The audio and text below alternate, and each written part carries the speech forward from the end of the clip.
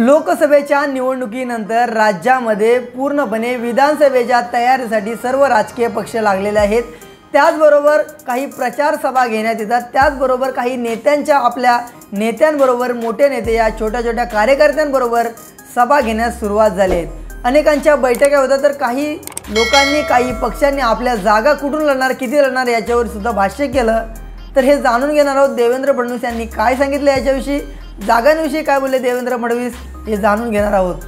तर महाविकास आघाडीने 154 जागा निवडून येतील असं मागच्या वेळी सांगितलं होतं, त्याच्यावरतीच देवेंद्र फडणवीस यांनी महायुतीच्या किती जागा येतील हे सुद्धा परखडपणे मांडताना देवेंद्र फडणवीस होते।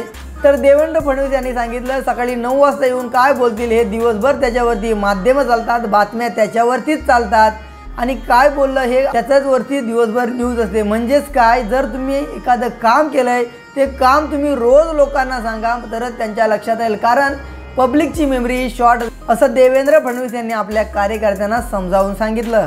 तर देवेंद्र फडणवीस यांनी सांगितलं की आपण येणाऱ्या विधानसभेच्या निवडणुकीमध्ये आपली महायुती 200 जागा जिंकेल असं देवेंद्र फडणवीस यांनी आपल्या कार्यकर्त्यांना सांगितलं।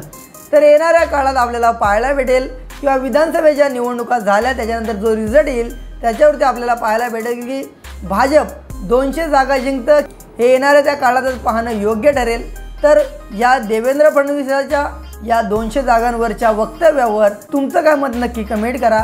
जर तुम्ही इथपर्यंत व्हिडिओ पाहिलाच असेल तर चॅनलवर नवीन असाल तर सबस्क्राइब करायला विसरू नका।